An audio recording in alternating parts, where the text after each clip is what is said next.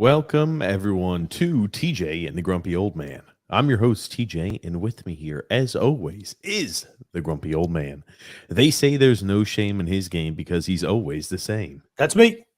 How are you doing this Sunday evening, Grumpy? Oh, just splendid. How about yourself? Not bad, not bad. We're running a little late, fashionably late, as always. I'm shocked. But for those of you who are new to the show, welcome. This is a twice a week all sports podcast where myself and the Grumpy Old Man talk everything sports and athletics. We talk NFL, NBA, MLB, NHL, world football, World Cup action, fan fights, everything and more. So if you're new to the channel, we invite you to stick around for a while. We invite you to subscribe on YouTube, to like on Facebook, and to follow on Twitter. This show takes place every Thursday, around 9 p.m. Eastern Standard Time, and every Sunday around 8 p.m. Eastern Standard Time. And also if you enjoy the content, the best way to let us know that you're enjoying what we're doing is by hitting the thumbs up button, hitting the little likes button. That apparently helps the algorithm, gets mine and the Grumpy Old Man's word out to the masses. To the masses. Yes, today we have got a lot to talk about in the world of sports. We've got some World Cup. We got some World Cup semifinals action afoot. We'll talk all about the quarterfinals, what happened, what you missed on Friday and Saturday, in case you didn't have a chance to watch. Then we've got a lot to talk about in this week in the NFL. Deebo Samuel goes down with a knee injury. High ankle sprain. Okay, high ankle sprain. Gotcha. I'm glad they finally clarified that. But he went down grabbing his knee, but it wound up being, I guess, a high ankle sprain. He went down with injury as they were running him in between the tackles. You got to love that Kyle Shanahan mentality. But we'll talk a little bit about Deebo Samuel, if that's going to change what they do going forward. Also, Heisman Trophy was crowned this Saturday as well. So we're going to talk about Caleb Williams, Heisman Trophy winner. We'll get to talk a little bit about that. What are you doing over there, Grumpy? Doing a little dance? I told you he was going to win. We'll also talk a little bit about some MLB news. Who doesn't love that with free agency afoot? We'll talk about Kodai Senga signing with the New York Mets, making that top. Who cares? We'll talk about the Mets adding him to the rotation. We're going to talk as well, Grumpy Old Man.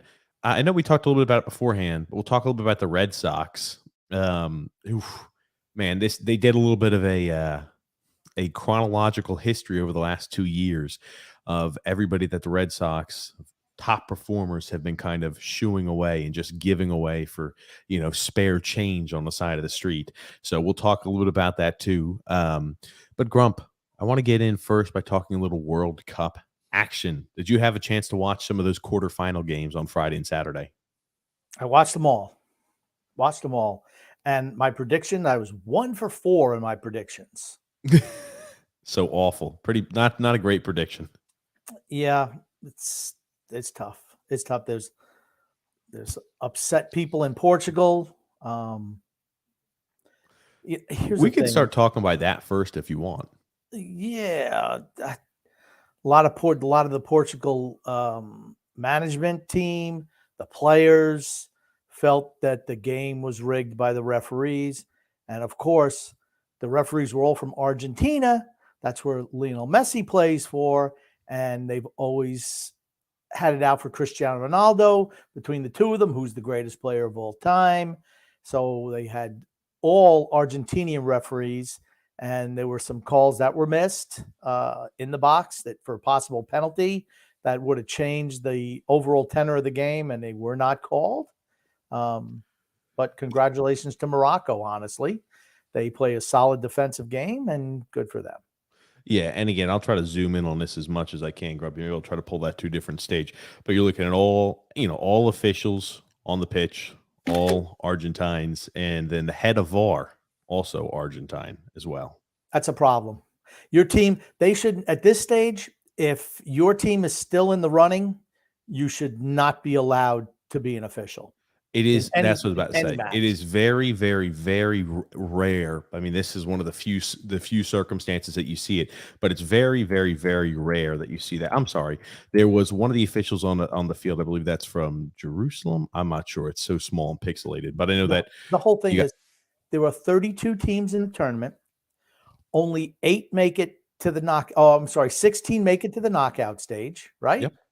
So only 6. So the other 16 should have the opportunity to officiate.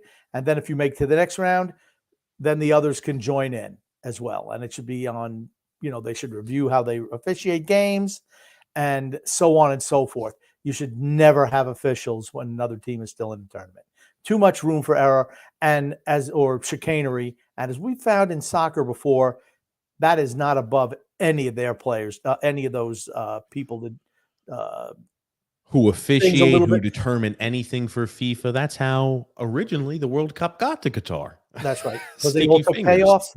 They all took payoffs. They wound up getting convicted, sent to jail.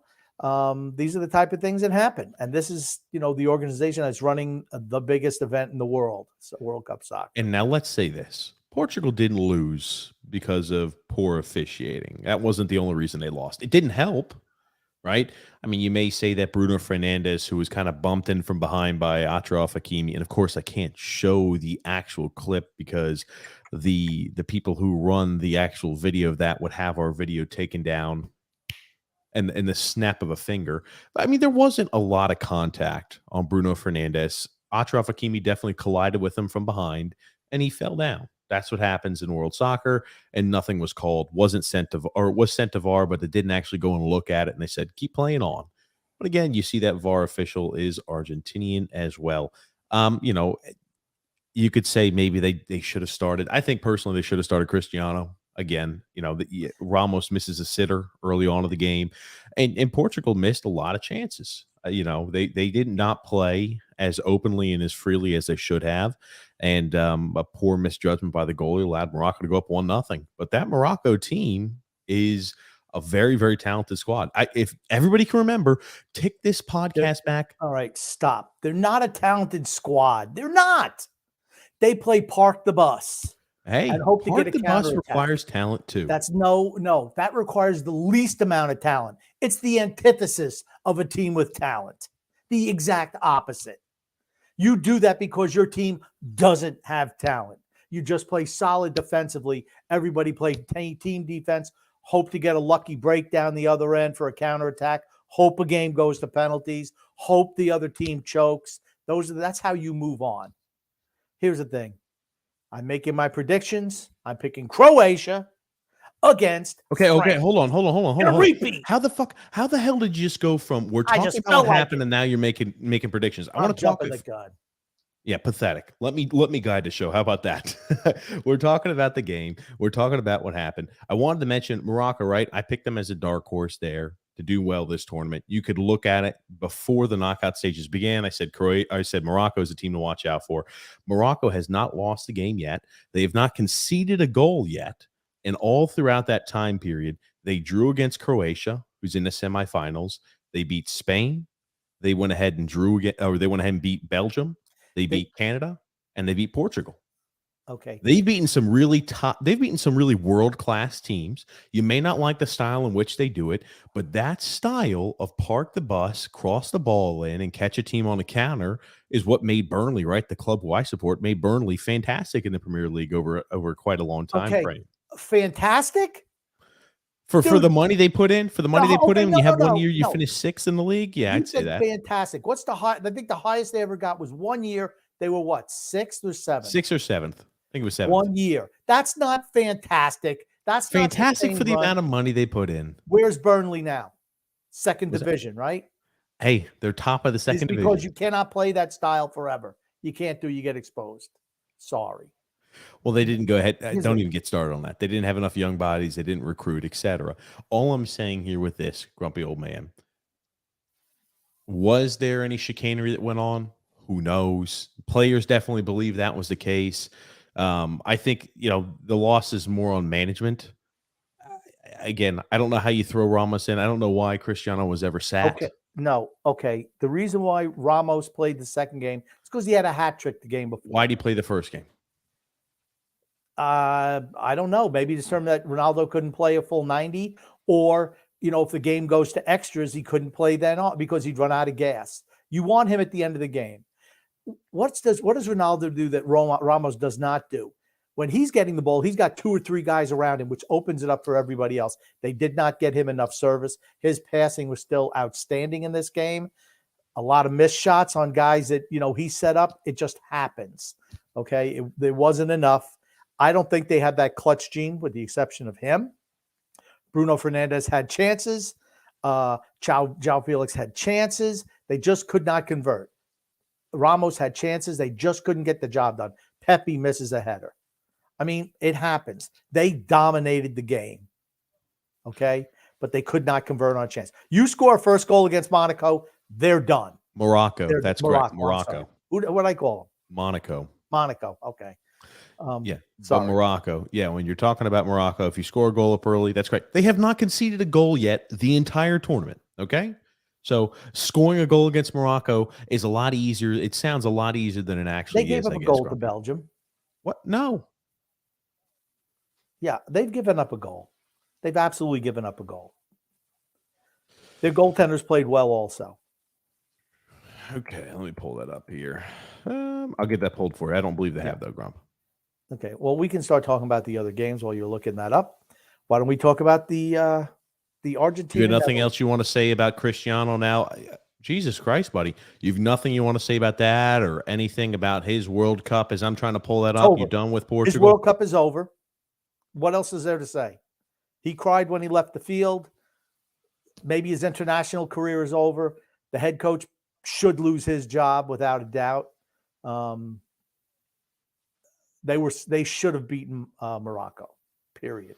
So here it is. They conceded 1 goal in Canada, but it was an own goal. Okay, so they conceded a goal. They've conceded a goal, but nothing from opposing teams. Okay. They conceded 1 goal all tournament and 1 own goal. That will absolutely change in the next game. Absolutely. Okay. I mean, Cristiano, obviously the legacy and the legend, it's towards the tail end. Just what it is. It's towards the tail end. You're in a situation where, he's done. He's going to retire, I'm sure, from international play. And, you'll see where he goes from here. I bet he plays at least 1 more international game. He'll have the record of most international games played for his country with 1 more game. He's tied right now with somebody from one of those Egyptian countries at 197. So 1 more. Maybe he'll just go up to 200 and then pack it in. I don't know. He's competitive. He's competitive. Yeah, he is.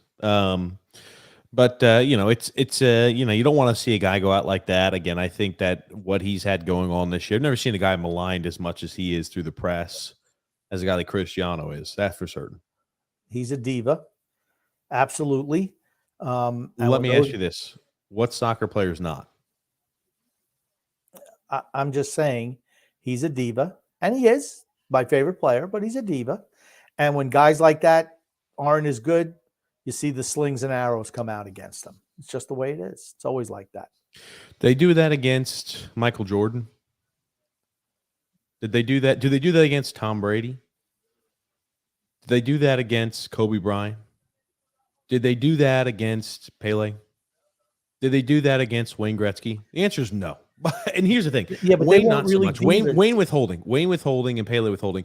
Right? Michael Jordan, Kobe Bryant, Tom Brady are all athletes, top of their field, unbelievable players, arguments for one of the greatest of all time.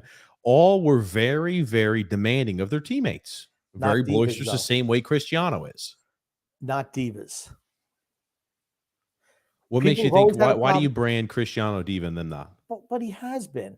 Like if they don't pass him the ball, just stuff like that. He's always been perceived as a me guy.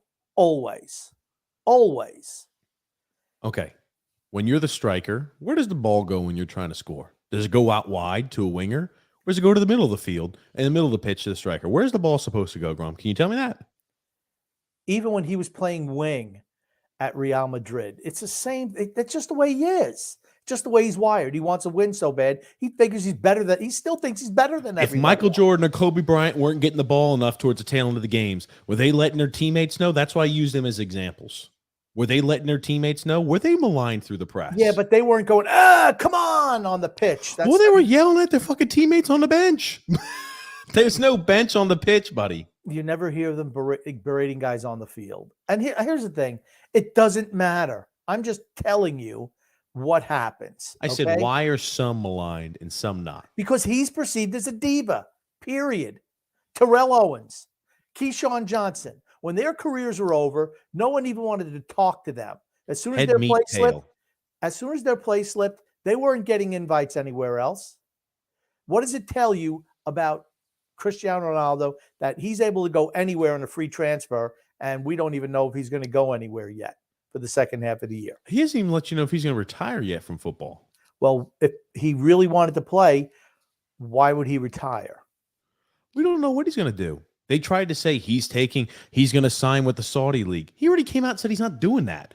Nobody has any fucking idea where he's going or what he's doing. He wants to play European football in Champions League. That's what he wants. Okay, great.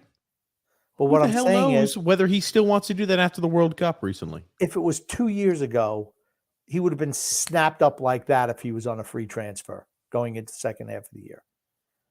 I'm just saying that his talent level has slipped, and maybe they don't want to deal with the media that comes with Cristiano Ronaldo. He also said immediately, I'm not worried about signing anywhere right now. I'm worried about the World Cup. Is it a possibility, Grumpy, that maybe he's been offered, but he says, I'm worried about the World Cup. I don't want to worry about personal negotiations for what it will be like in club football when I return back. You think that could be the case? And he's played until the World Cup until today. I think that's a possibility. I do. Okay, well, we'll see. We're going to find out. He's going to be picked up by somebody. Okay. Somebody's going to offer him something, and you're just going to look foolish, just like all the other sites you said he's signing with the Saudi League. All I said was, if he was going to sign with somebody else, he would have already snapped up. You would hear that they had an agreement in principle. You would have heard that. He already said he wasn't negotiating as he was on the World Cup. What do you think he was going to do? Negotiate instead? Anyway. That's what his agent does. That's what Georgie Mendes does. That's his job. He said he is not looking to sign right now. He's focused 100% on the World Cup. What do you think that means? That means you think that means like, hey, agent, go ahead and work a deal out. You think, hey, Cristiano, we're going to sign with this team. You're going to sign with this club. But don't worry, I've got everything worked out for you. You think Cristiano has a say in that? I think that no big clubs are going to want to sign him. He could probably go back to, Porto or wherever he used to play in Portugal. He could probably go back there. They'd welcome with open arms. But there's so few teams. Sporting is who he played for, I believe. Sporting. Okay. Do you think Real Madrid, who desperately need a backup striker, would take him on? Nope. Why would he want to sign up to be a backup striker? That's my whole point. There's not a whole lot of spots for a 37-year-old striker. Teams already have their You think he's a backup? You're just sadly mistaken, I feel. Okay. You think he would play over Benzema, the defending Ballon d'Or winner? Do I think he's going to – hold on. You're asking me if he's the best player in the world right now. The answer to that's no. I never said he is. He's still one of the best in the world. Well, then who would look at him? That's the whole thing. You have to see. List any European club who's in Champions League that needs a guy who's got a clutch winner gene, who's able to go ahead and put the ball into the back of the net, i.e. Chelsea. I still believe Chelsea. That's the reason why they fired Tuchel. We discussed this on the show, and you were in agreement. He's not a starter for Chelsea. Who's not? Cristiano? Yes, he is. You think Pierre-Emerick Aubameyang is going to be the starter for Chelsea? That's not the way. If they bring Cristiano, they say, you go, Pierre, you're the starter full-time? Get off. All I'm saying is that teams are not going to change. You got to remember, it's mid-season. If you're going to be implementing a new system, you do it at the beginning of the year, not halfway through the season. You just don't do it. He has to play a very specific style for him to be successful now. That's just the way it is. I think he's going to have a hard time having his pick of teams of, the top teams in the world are just not interested in him anymore. That's all I'm saying. Pierre-Emerick Aubameyang, how old do you think he is, Grump? 34. 34 years old with no gas left either. They play that system, Chelsea does. Welcome to understanding what they do, Grump. They play that system. Pierre-Emerick Aubameyang still doesn't have the legs he used to have. He's got to play that same exact, very nuanced setup from half to half, get into the box and try to make clinical work of it. Does the same exact thing that Cristiano does as well. He's So what not happens even when you're older. It's the only thing you can do. but Aubameyang is not a starter for Chelsea. Yes, he is. No, he's been coming off the bench. He's been coming off the bench. The vast majority of the time he comes off the bench. He's Not a been there. I'll starter. pull up how many games he's been there for and how many he started. I Okay, mean, he's played 6 matches. He started 4 of those. He okay. was just transferred in. Since the beginning of the year. He's been there since the beginning of the year. Incorrect. He played 9 games. He played early for Barca this year. So he's not a starter. So he's not a starter for Aubameyang was not with Barca. He was. I think If I you're have to pull it up mistaken. for you, you believe me? He played for Barca this year, and he played for Barca years before. Okay, I didn't think he was with Barca. We've gotten off on a tangent. I think we need to bring it back. Yes, that's a good idea. Again, I think Cristiano still got it. You don't. I think Cristiano's going to be able to sign someplace to play Champions League. You think he's a diva. I think you're wrong. Simple as that. I didn't say I think he's. I said that's his perception around in world football. It just is. Period. Anyway, I don't believe that. Some people try to malign him. The press tries to malign him that way. The press won't malign other people who are divas that way, though. Want to talk a little bit about France against England, Grumpy. That was a game that had a lot of eyes on the TV set yesterday. 2 p.m. Eastern Standard Time started around us. Man, oh man. Harry Kane's got to be kicking himself. England, I tell you, they looked much more competent once they started to open up their game, and that looked like a completely different England team and an England squad than what we saw the entire tournament long. I think that France controlled that match early. They scored a goal, a nice goal from Tchouaméni, and they went up 1-0 at the 17-minute mark, and then they took their foot off the gas, which I did not understand, and they let England control the action. England comes, ties the game on a Harry Kane penalty kick. All of a sudden, France puts their foot on the gas again. They score not 10 minutes later, and then they go back into the shell. It always confuses me why a manager would see something that's working and then take his foot off the gas and go into a whole different mindset. In soccer, 1 goal, it's a lucky bounce, and your team could get eliminated. You go up 2 or 3 goals, then you can do something like that, absorb pressure, and then try to counterattack. I just thought it was kind of baffling because, I mean, they have a whole lot of talent, and when they're pressing, they're tough. Mbappe has been fantastic in this tournament. So is Antoine Griezmann, who's turned from a striker to a holding midfielder, and he's been outstanding.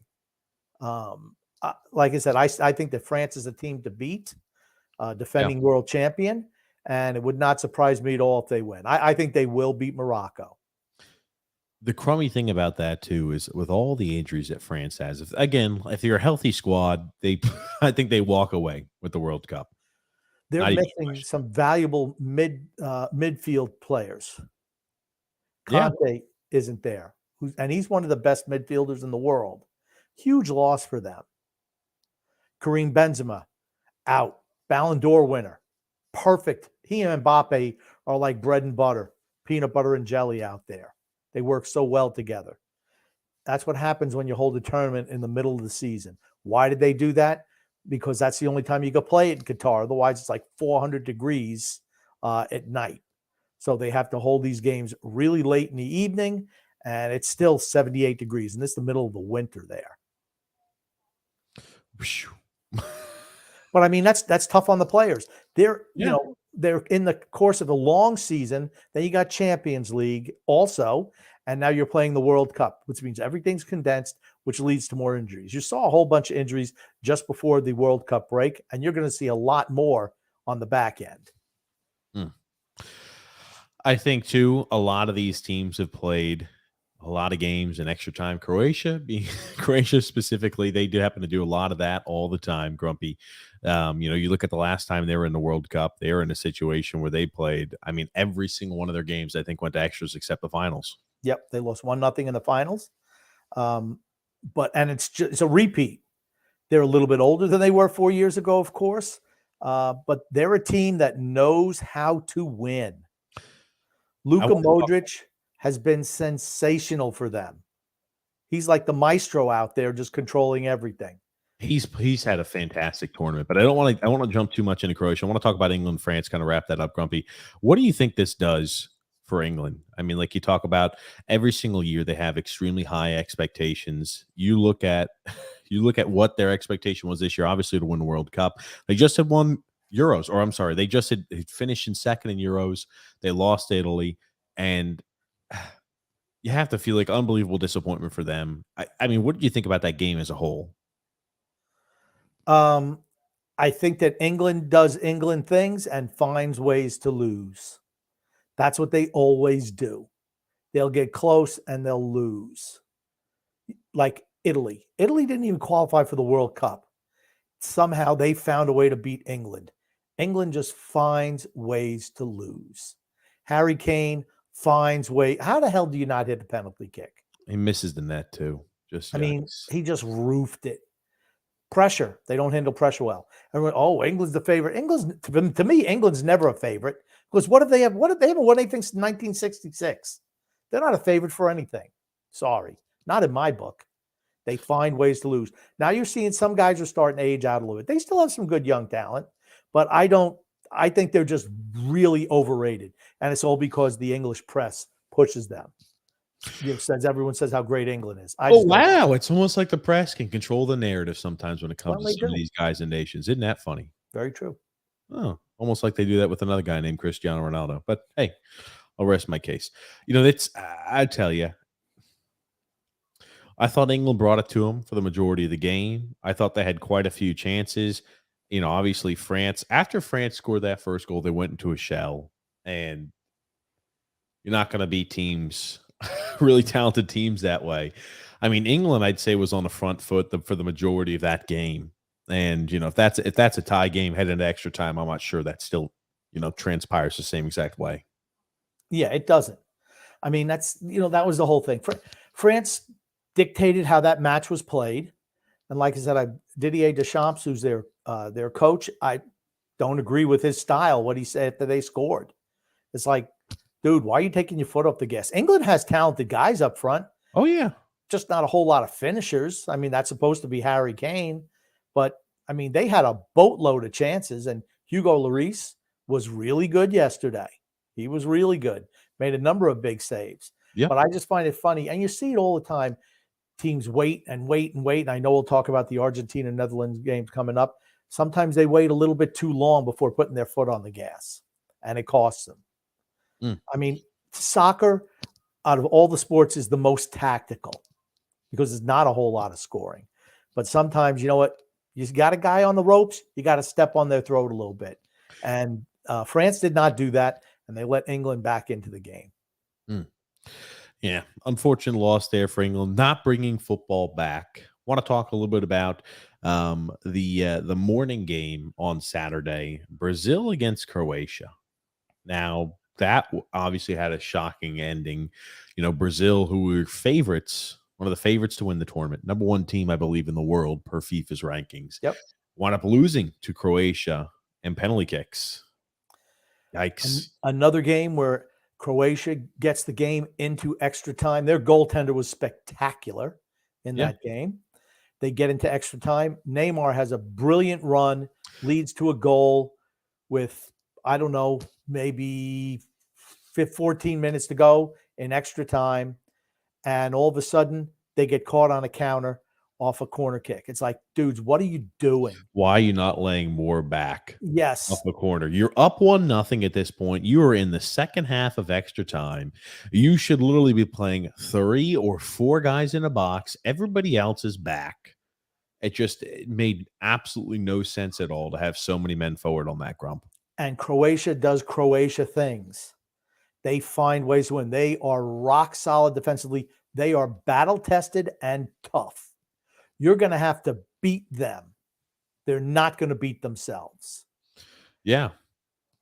I mean, and that's why I think Argentina could have a problem with them. They know how to win. They absolutely know how to win. The talent for Croatia is not, when you think about top tier talent, it's not there. And, regarding other nationalities, I think Croatia has I'd say arguably the best midfield in Yes. football regarding the nationalities that are still remaining. I think the midfield is better than Argentina. The midfield's better than a decimated France.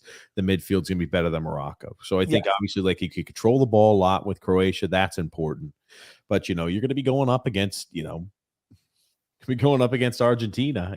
Croatia does have the experience. They've been here. They just made it to the finals last time 4 years ago. Yeah, Grump.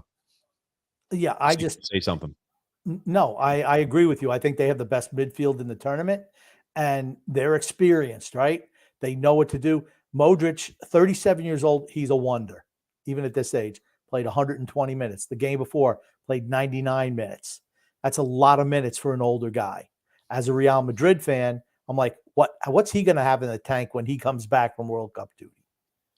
Want to talk a little bit about Argentina against the Netherlands. Now, that was Grumpy. That was a little bit of a feisty fight, to say the least. That's 18 yellow cards handed out that game. I think that was the most in World Cup history. The game was completely out of hand, but I'll let you talk a little bit about your thoughts on it first.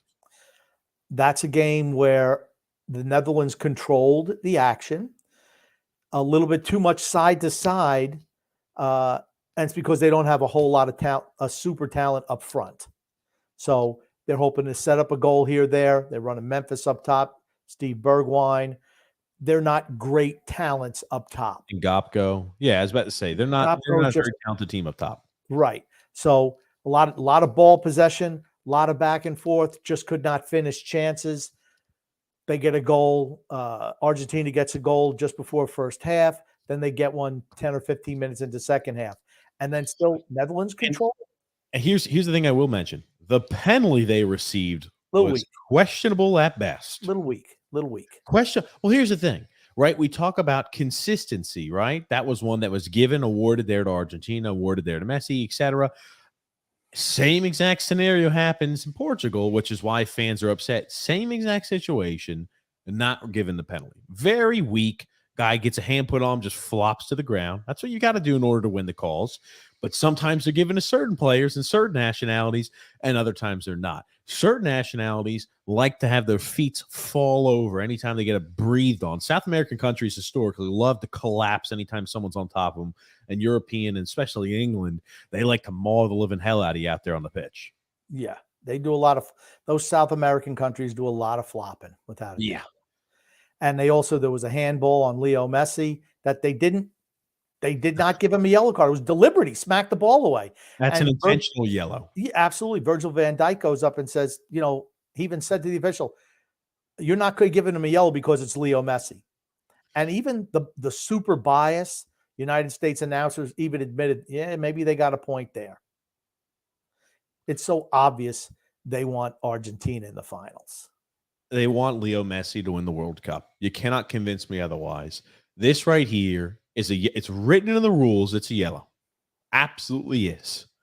They had a couple of those calls. Yeah, I was about to say they had two intentional handballs. One player gets carded for it.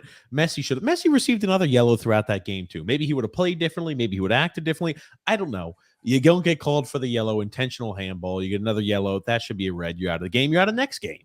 And again, you're seeing here in this PK, you've broken past the goal box. That should be disallowed as well. But, you're getting a stickler on the rules at that point. That game goes into overtime. And, hey, Wout Weghorst, the big 6'7" striker, actually a Burnley man, Grumpy, he goes ahead and knocks two in. And, Messi, this entire game, what is the one thing Messi's always been branded at? Oh, he's such a humble guy. He's such a great player. He's such a good guy. It's shown his true colors, but the media refuses to call him out for the bullshit. True. That's right. Because he portrays himself as a humble guy most times, but they're all the same. If you're a super high level, you're trying to win games. You're trying to get whatever edge you can possibly get. I mean, did Argentina benefit? Yeah, but here's the thing. Louis van Gaal waited a little bit too long before you're showing a picture here with Messi, showing his ass to the head coach of Holland, the Netherlands.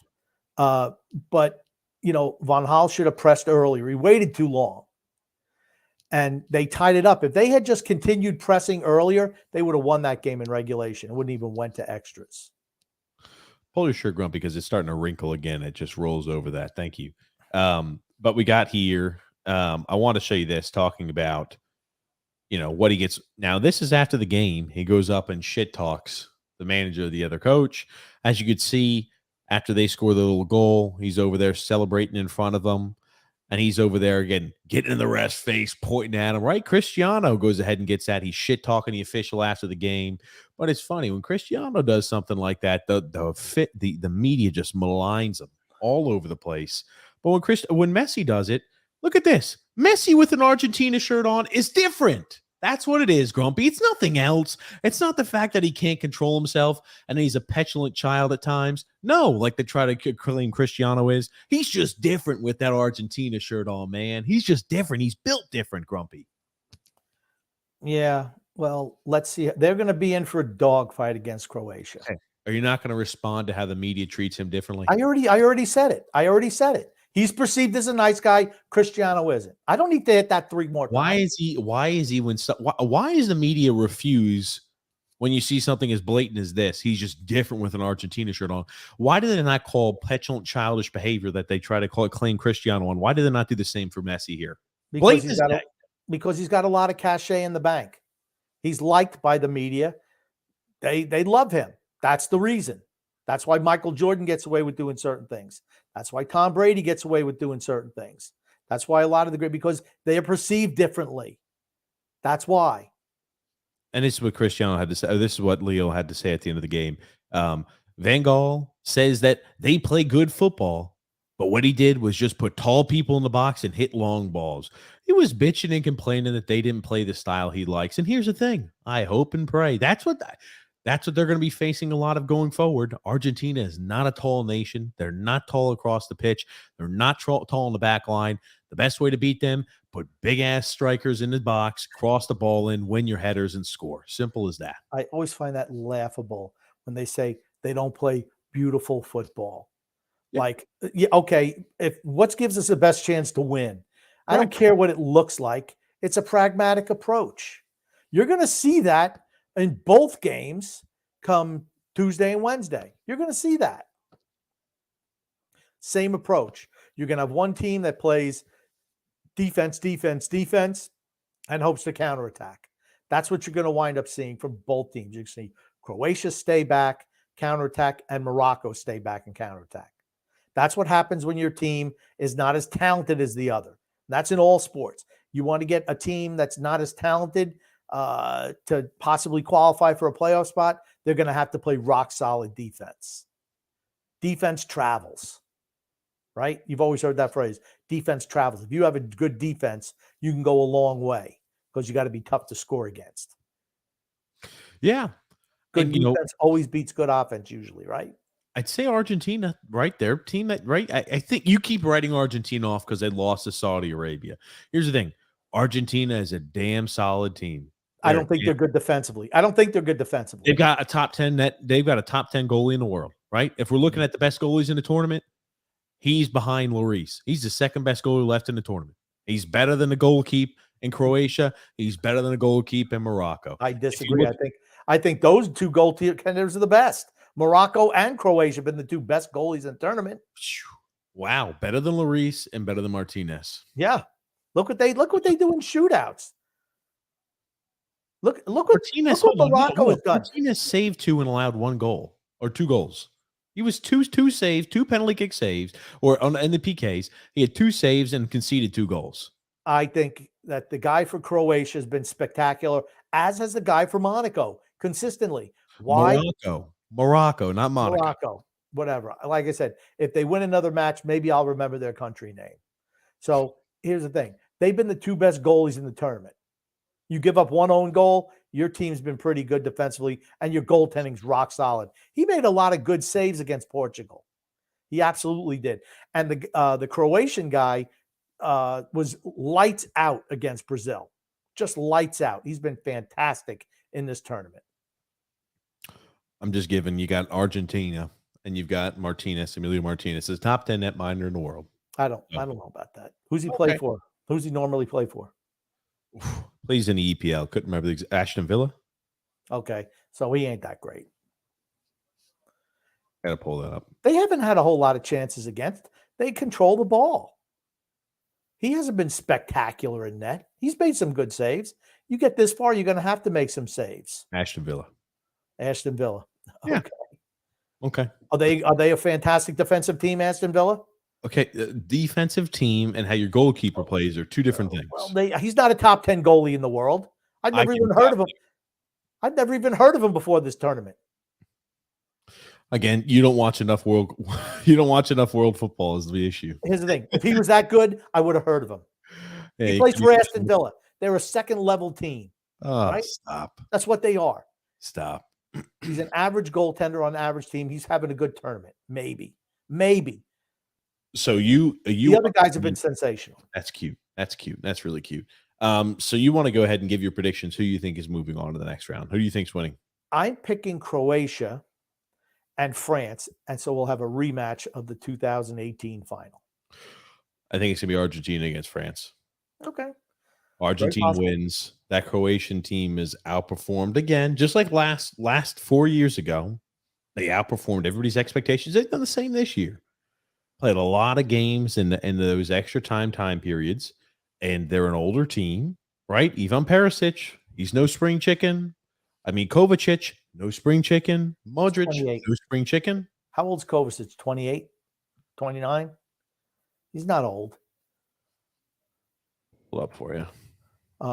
Their defense is solid. 28 years old. 28. Their defense is solid. Modric is old. He's 37. He's the old guy on the team. Perisic is in his 30s too. Who is? Ivan Perisic on the left wing. He's in his 30s too. Okay. I mean, I'm just saying, they're a team that's played a lot of games. They've a team that's played a lot of games in these extra time periods, right? It's not like this was 4 years ago when they were doing that when Luka was 33 and Perisic was 28, right? It's not the same. Well, you're right. It's not as hot as, it's only like 78 degrees there. When they were playing 4 years ago, those games were played in temperatures in the hundreds. A little bit different. I'm not saying that, they're ready to run marathons, but I'll tell you what, they know how to play. They know how to get games to extra time. They know how to do penalty kicks. They're good at it. They're really, really good at it. And here's the thing. They went down to Brazil. You didn't think they had a shot. They're clinical when they get a chance. I think they're a very clinical team. I do agree with that. They don't, you give them a chance, they're going to put it in the back of the net. I did like Orsic's a little sub there too. I mean, like the team it's got anything that's in the semis has gotten there for a reason. I don't think if I'm rating the team, I don't think Morocco has a chance. Not a chance in hell to beat France. I think it should be France against Argentina for the World Cup finals, and we'll see what happens from there. Yeah. But I know we spent a long time on the World Cup segment, but it only comes around once every 4 years. Joseph C. said, poor Mike White took a Goldberg-style spear today in the Jets' loss. Dude is tough, though, coming back that despite the eventual loss. Did you happen to see that hit, Grumpy? I watched the game. I saw the hit. He's not the answer for the Jets. Period. Just not. He's a good backup. I'd love him as a backup, not as a starter. I'll go ahead and pull that hit up. Man, oh man. Like when you watch that hit, that is, I think, the textbook definition of tackling through the body. That's how you hurt. Yeah, but here's the thing. It's a clean tackle, right? Yeah, no. That's what they teach you to tackle through the body. And that's how you make sure you always ensure you take the guy down. You tackle through the body. Oof. He took a shot. Oof. Boom. Wrap tackle. Oh my gosh. Well, he almost finished wrap tackle. He kind of let go. Oh my gosh. Is that Sonny Milano who hit him? I forget. Boom. I believe so. Yeah, it's Milano. 58 Milano. Hey, he took a shot. They had to bring Slacko in. Oof. Who's who misses the assignment? Oh my God. Oof. Damn. He's got to be a blitzing. He's got to be a blitzer. Yeah. Goodness gracious. My gosh. Let's talk a little bit about the Jets. What did you think about the Jets and Bills today, Grump? I think that if the Jets had Breece Hall, they'd be guaranteed to be a playoff team. Not that Bam White is a bad player. They don't have a quarterback. And that's why I just find it just short-sighted to just dismiss Zach Wilson. He was 5-2 as their starter. The only team he can't seem to beat is New England. But, Mike White is 1-3 as their starter. I mean, I don't know. Is that, you're there to win games.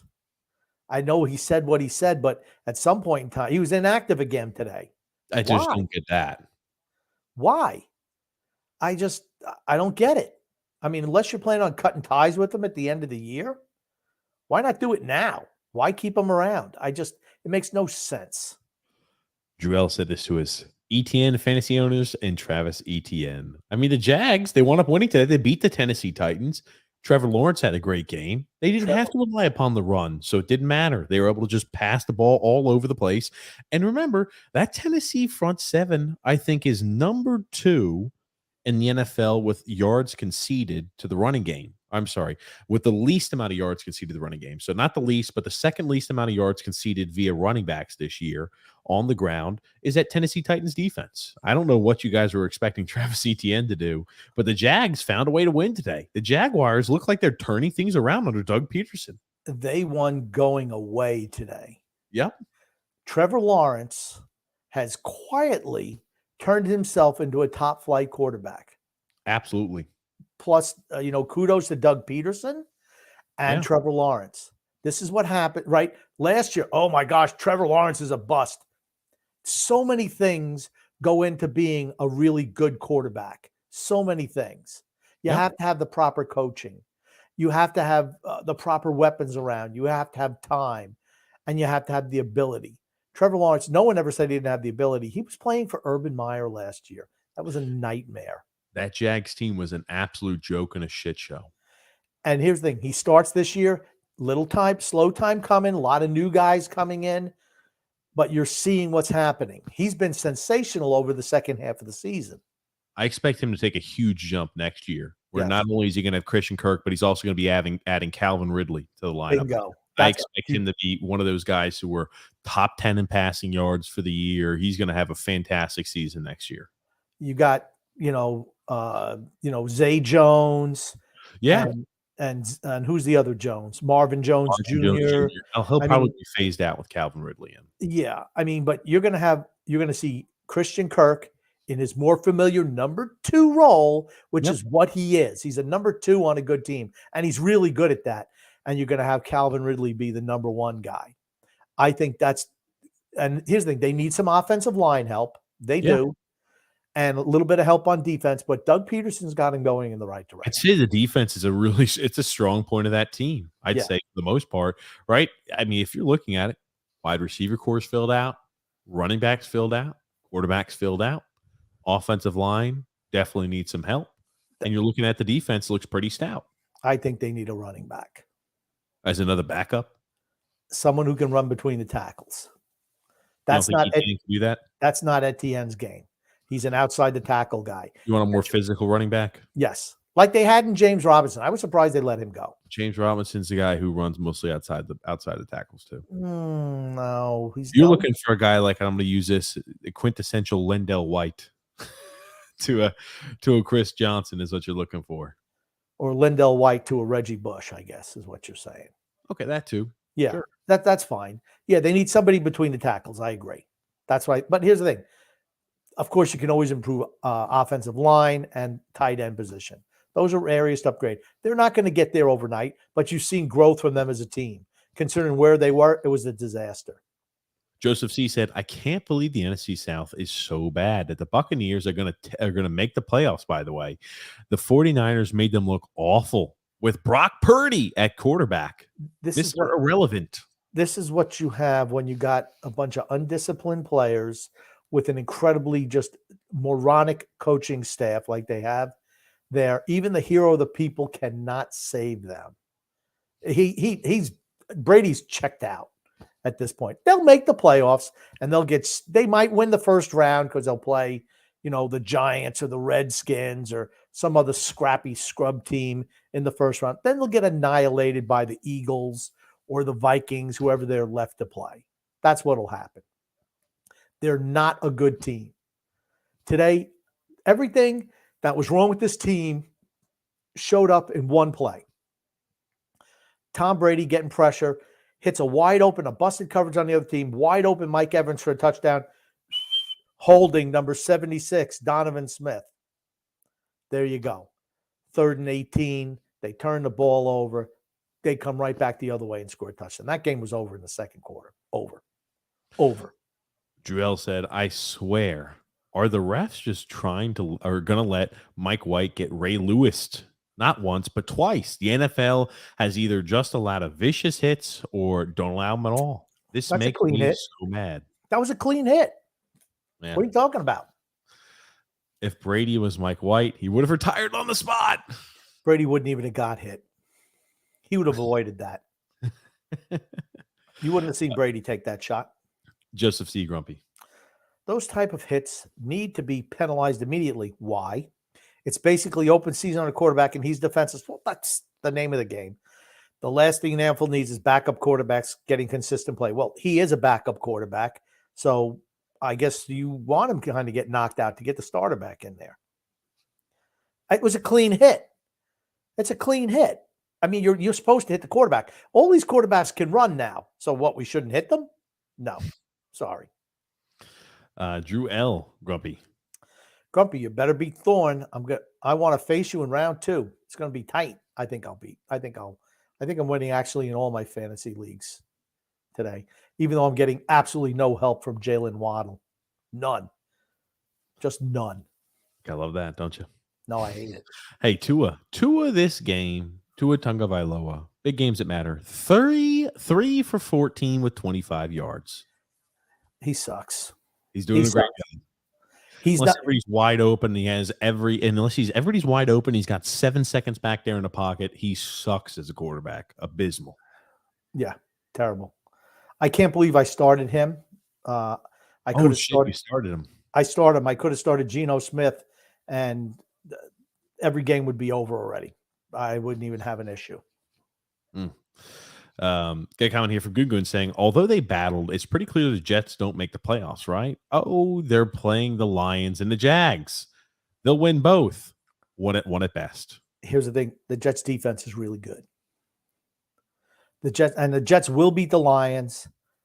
I think that Jaguars game is going to be a dogfight. But I think they will beat the Lions. Dan Campbell and the Lions, they won today, beat Minnesota. I don't think you're going to see the Jets come out flat against the Lions like the Vikings did today. The Lions are a team that have played a lot of games really close this year. I like Dan Campbell as a coach. Some of his decisions just leave me scratching my head just because who he is. The Jags are a team that, again, can punch above their weight. So I don't know.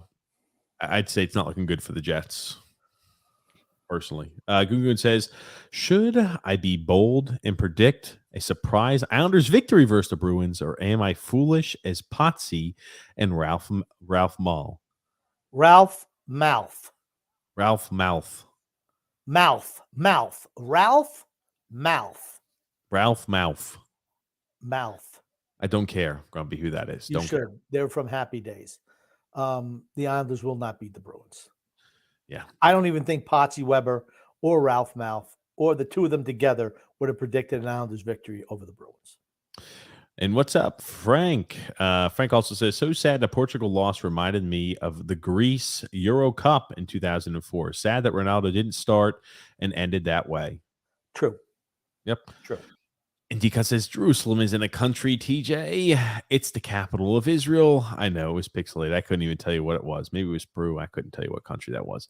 Druel said, Tua struggling early against the Chargers. Gungun says, Grumpy, can you explain to TJ how Navin Johnson became a millionaire in 1979 and then quickly lost his fortune?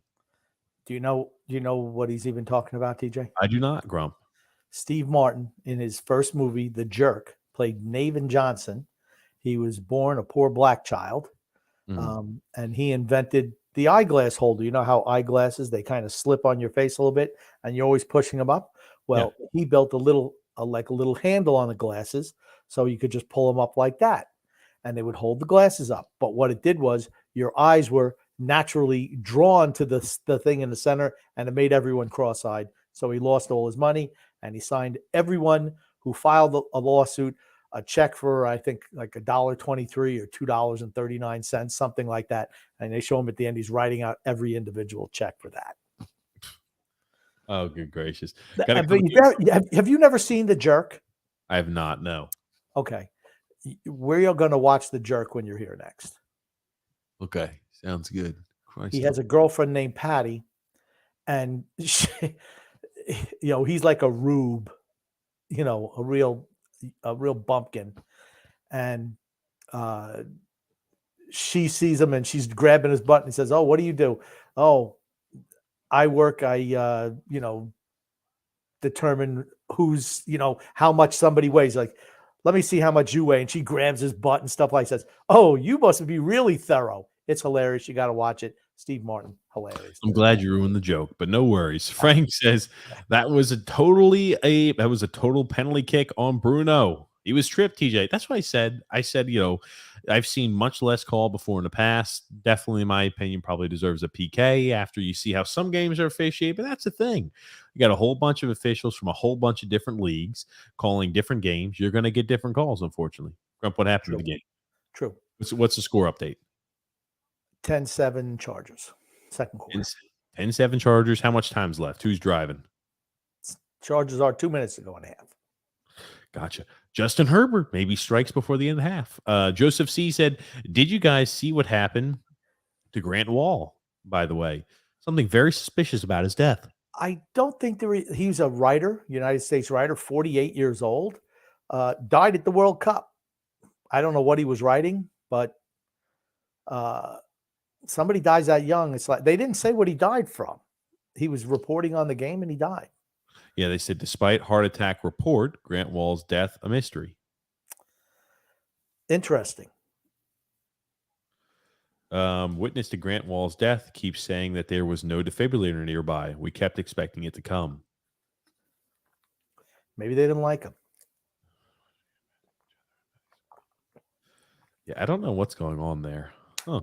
A case, Grant himself said earlier that week he had come down with a case of bronchitis. Bronchitis? There it is, Grump. Bronchitis.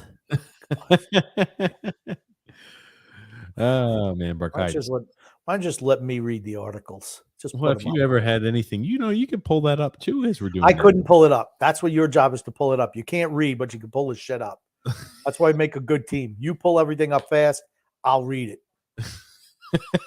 Otherwise, if I was pulling it up, the show would be 8 hours long.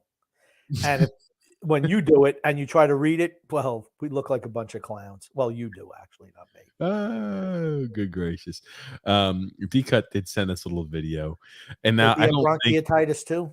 He had bronchitis, Grump. Bronchitis. Gotta watch out. That bronchitis is nothing to mess around with. Bronchitis. Now, these are not football fans, but this is like, I don't know if you've ever seen this. This is when people kind of go ahead and fight each other in the streets, where I think it's like an agreed fight. They do these like in like LARPing videos where they'll run into each other and they'll try to recreate. What is LARPing? Live action role playing. Oh my God. Moron videos. Okay. Know what? Here's what I want to say to you people. Get a fucking life. Live action role play. Correct. And like they'll dress up as knights and they'll charge into each other and they'll fight each other. Or sometimes they'll do a whole bunch of people that like have boxing or fighting backgrounds will just skirmish each other and start beating the living hell out of each other. And that's kind of what this video is. Do you have to live in your mother's basement when you're in your 30s? I believe it's a prerequisite. Yes. Yeah, I'm not surprised. I'll let you watch this real quick, Grumpy. You can see all their knuckles are taped for the most part, so they know what's going on. Jesus Christ, moron. Where is this? What country is this? I assume this is somewhere in Europe. It looks like England. It could be. It says football fans, but maybe they are. But maybe these are football fans. I'm looking at some of these punches. I've seen enough. You didn't like this, Grump? It's Shirts for skins. It's so Instead of soccer, idiotic. they have shirts for skins and they beat the living hell out of each It's other. so idiotic. I just can't believe anyone does things like that. They're football geezes, Grump. Ugh. That's what it is. And Joseph C said, "Oh yeah, we did." John McManaman said, "Not happy with the Dolphins' Tua so far tonight. I don't know if play calling or not, but Tua looks off with accuracy." You know what? He started smelling himself a little bit. Oh, look, the greatest. They started it last week. It's so unusual for him not to be accurate. He's got a noodle arm. That's his problem. He's got a noodle arm. Everything has to be perfect. Everyone's got to be wide open for him to make completions. That's why his name is Noodles. Frank also said, "At least the Islanders won versus the Devils. Help with my Portugal pain." Yeah. Yep. Goon Grumpy's going to comment for you. Who gave us the most iconic mustache in the 1980s entertainment world? Raleigh. Burt. Raleigh Fingers, Burt Reynolds, Freddie Prinze, Tom Selleck, or Cheech Marin? Bonus question, Gumpy, were you sporting a mustache when you met the warden? I absolutely was, and I have some, Fu Manchu mustache I used to wear. Absolutely. I want to say of all those mustaches, Raleigh Fingers was the 70s, not the 80s, so I'm going to cross him off. Freddie Mercury or Freddie Prinze. I'm going to say you probably meant Freddie Mercury. No, he gets crossed off. Cheech Marin, no. I'm going to say Burt Reynolds. I say Burt Reynolds. Burt Reynolds. That's who I'm going with. How about Trevor Lawrence today? He had a hell of a game. I have a friend here who hates Evan Ingram, so I had to dunk all over him today. I assume Evan Ingram had a good game. We spoke about that earlier. Trevor Lawrence is really stepping up. Yep. And then here we've got a comment there saying, "Sorry, or story of the day, Russ was cooking. Now his head's hurting." Went into concussion protocol. Hope he's feeling better. They're shitty. I don't know how they scored 28 points. I have no idea. But who's the team to beat, you think, in the AFC right now? Chiefs. No. See, not for me. Bengals. I'm thinking the Bengals. Joe Burrow beat Cleveland for the first time in his career today. He threw an absolutely insane pass to Jamar Chase. Mike, holy crap, what a throw. Joel said, "Grumpy, are you just going to die on the hill?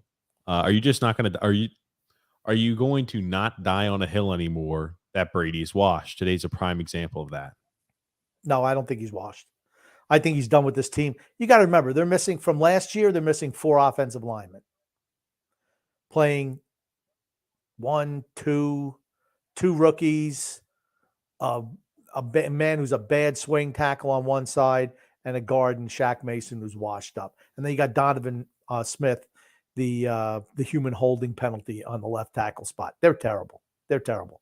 When your team is the worst in the league at running the ball, 32nd in the league, 61 yards a game. I think it's a low for all time. 61 yards a game is their average. There's nothing you can do. Wide receivers dropping the balls. He can't wait to get out of there. He didn't want to go back there this year. He wanted to be let go. Goon says, "Dashing bastards. Why do you think so many celebrities find it necessary to go overboard with plastic surgery / facelifts? TJ, please pull up a recent photo of Madonna ASAP." Oh gosh. Yeah, I don't understand why anyone would get. I mean, aging is just part of life. And you see some of them, like anyone who gets like the lips. I don't think anyone's lips have ever looked better after they've had that bee sting thing put in there, and they get fillers and stop. Just be who you are. Just don't change your face because it looks worse the older you get. Just worse. Let's say you lose weight as you get older, as most people do. You still got these lumps of shit all over your face. Looks like you got beat up. Was this from? Okay, hold on. Here it is. This is 5 days ago. Oh God. I'm gonna try to get this pulled up for you, Grumpy. Pull up a side by side when she was in Like a Virgin, and then pull up what she looks like now. Okay, how about this? I'm just going to pull up the picture of her right now, and then I'll pull up the other one, and I'll show it side by side. Give me a sec. That's what we want to do, side-by-side comparison. I mean, Madonna used to be sexy back in the day. Oh, my God. Oh, all right. That's not a good picture of her. The before picture isn't really good. She's older there, too. But this other one looks like she just got beat up. Like she just went 5 rounds, a couple of rounds with Mike Tyson. Just why? Maybe that's right after the surgery. She looks hideous. I don't know. I'm trying to pull it up here. Yeah, she does not look good. That's for certain. Oh, Are are you sure that's even her? Yeah, this is her. Because she's so different and hideous. I don't even know. It doesn't. If you said, "Hey, who's this?" I would not be able to tell you. Oh shit. Uh-oh. Give me a sec. I'm getting some damn. I'm on a website, one of these little tabloidy type of websites. It feels like, and the amount of freaking ads I'm being freaking bombarded with is bizarre. Yeah, she's got that one. Oh my god. Yeah, it's not a good look. That one of her right here is the one with her plastic surgery done, Grumpy. Terrible. Just terrible. Not good. No. I'll try to get a whole bunch of these pulled up. I don't know. You said Madonna used to be a heartthrob. I'm not seeing it. That's not the picture I'm talking about. Grumpy, is that what you like right there? Man, seriously, she looks like something that was hatched out of an egg. That's a bad looking picture. And this was in 2022. In April of 2022, Madonna looked unrecognizable in what fans called an unsettling TikTok. Showed support for comedian Dave Chappelle in May. She looked better there. I think they're doing those are called filters. Oh, with TikTok, I don't think you can add as many filters and beauty things as what she's got here. So this is her also in 2022. Again, when you can take a picture and you can edit the shit out of it, yeah, I'm sure it looks better there. I don't know what she looks like. God, all freaking mighty. That's not. See, it doesn't even look like her. Yeah, it was in 2021. Here's her again, 2017. Okay, she's got to be like 50-something years old. 2015. She looks okay there. 2010. Well, that's not a good picture of her. I don't know. All right, we've done 2005 Grump. Here you go. That's a long Grumpy. I'm talking about like 19. I'm talking about like 1985. Back then, when she was, 2000 pop star on the player. 2000? 1985. Go 15 years before then. How about 1995? 85, I said. God almighty. 1985. Yeah, there you go. That's a look. Yeah, Teen Heartthrob's not getting it. No. Okay, she was a hottie. I'm going to tell you what. The Chargers are once again 4th and goal with 21 seconds to go. Are they going to call timeout? I don't know. Why would you go for it again? How many times do you have to be stopped inside the 5-yard line to just say, you know what, let's take the 3 points?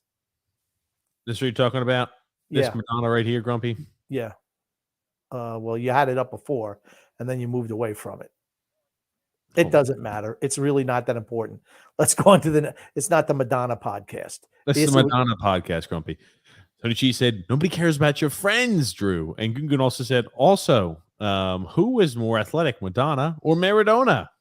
I'd probably say even fat Maradona was more athletic than she was. She could dance. Tony G said he'd make love to Madonna. And very popular. I'm talking Madonna right now, not 1980s Madonna. There you go. She was absolutely. She wasn't the marry type. She wasn't the kill type. She was the other type, always. Joseph C said, Tua struggled tonight. I was looking at his game logs, and he's had one good game all season against a solid defense, and that was week 2 against the Ravens. And that was when the Ravens collapsed towards the tail end of the game when they were catching the heat was killing them all over the place. I do remember that. Okay, so they punched it in on 4th and 1. The Chargers, I believe, Eckler did. Yeah, that's the same way they beat Buffalo earlier in the year. Same thing. Drew L said, what the heck just happened on that play? It was like a fumble. Tyreek Hill picks up a fumble, then scores a touchdown. True. Frank says, I think the NFL is fixed. Gosh. Gugun says, why is it? What was that? He said sometimes he thinks it's fixed. I think the NFL can be fixed sometimes too. Gugun says, Why is Antonio Brown in hot water with the law again? What was the thing he did recently? The Antonio That was Brown a few weeks saga ago. continues. I think we talked about it, but it was a few weeks ago. I just put it out of my mind. It's why Antonio Brown's not getting any more chances. This was December 1st, so 10 days ago. 2 weeks, right? Antonio Brown lands himself in legal trouble again. That may cost him millions in his entire career. Let's see what happened here. I'll try to pull it up, Grump. But no. This was different from the Dubai pool incident. Oh, that's right. It was the Dubai thing, right? Yeah, this is different. That's different than this, Grumpy. So I'm going to try to scour this real quick, and I'll let you talk about that and what you think about Antonio Brown for a second, if you can. And I'll read the next comment, which is also while you're pulling up Antonio Brown related from Drew L. He says, "I swear Antonio Brown must have prepared for this moment for the cops to be outside his house. He's been inside all day for like a week, and the cops still haven't arrested him." We talked about this. That's right. He had the domestic violence charges, and he had a warrant out for his arrest, and he's had to stand out. He's having a standoff at his house. Yes. Oh my God. Oof. Antonio. Wherefore out there, Antonio? Jesus Christ. I'll tell you one thing. Antonio Brown, God almighty, he came out there recently, said, "I thought y'all could find someone to do what I do for Brady and the Buccaneers. I'm still waiting. Sorry. Boys. What happened, Alex Scam Guerrero or Guerrera? Should have went to college to get a degree. You're hurting players and taking double compensation with no education. I'm doing happy feet massages." What the fuck? There's something wrong with him. I'm telling you. He's got, if you cut his brain open, you're going to find it riddled with CTE. I'd say the likelihood of that's probably more likely than not. Alexander says, "Hey guys, what's going on? Watching the Dolphins game right now, man. I'll need to take a break anytime." Milan is a dirty son of a bitch. That's a clean hit. Joseph Seagram. To Mike White's credit, he played better than Wilson. They've just had way too many injuries to important players, and the O-line isn't great. That Breece Hall injury was a killer, right? Isn't that exactly what I said? Well, hold on. Has Mike White really played better than Zach Wilson? The last 2 weeks, he threw for over 300 yards and lost both games. It's one of those when the team gets so far out in front of you, they start playing prevent, and you just start putting up damn yards like you're freaking in a shooting gallery. Yeah, I watched that Minnesota game last week, and when it was competitive, he didn't do anything. He's a backup. He's a good backup, but he's a backup. I don't understand. To me, I just for the life of me can't understand the Zach Wilson kid just being inactive every week. I don't understand. Drew L said ETN absolutely sucks though. No, he doesn't. ETN's a good back. Balky will regret getting rid of James Robinson. ATN is a guy outside the tackle, catching passes. That's his strength. He's a modern day running back. Good at catching the ball, good at getting outside of the tackles, can catch and can run the football. That's what he is. Yeah, but you can't run him inside at all. You still have to be able to run the ball inside. How often do you think runs in between the tackles happen in today's football? But the tackle spot, what, 70% of the time? You think 70% of the time? 70% of the time, absolutely. Between the tackles, absolutely, 70% of the time. Other than that, it's a pitch outside. You'll see a pitch outside. They don't run outside the tackles. No. The majority of the running plays are between the tackles. There's only one guy that I know that consistently runs in between the tackles, Grumpy, and his name is Deebo Samuel. What about Derrick Henry? Does he run outside the tackles? Are you not picking up on a little bit of a joke I'm trying to do to segue us into the Deebo Samuel injury? No. Yeah, Deebo Samuel running in between the tackles today gets that high ankle sprain. Scary moment for them, Grumpy. Want to know what you think about, is this going to change Kyle Shanahan's opinion on what we're going to see usage-wise out of a guy like Deebo Samuel? I guess I'm just confused. When you have Christian McCaffrey, why are you running Deebo Samuel on these plays? Because you must want him to just get beat. I mean, Deebo Samuel is a slight fella. He's not a big guy. No, he's solid. He's 210 pounds. Mm.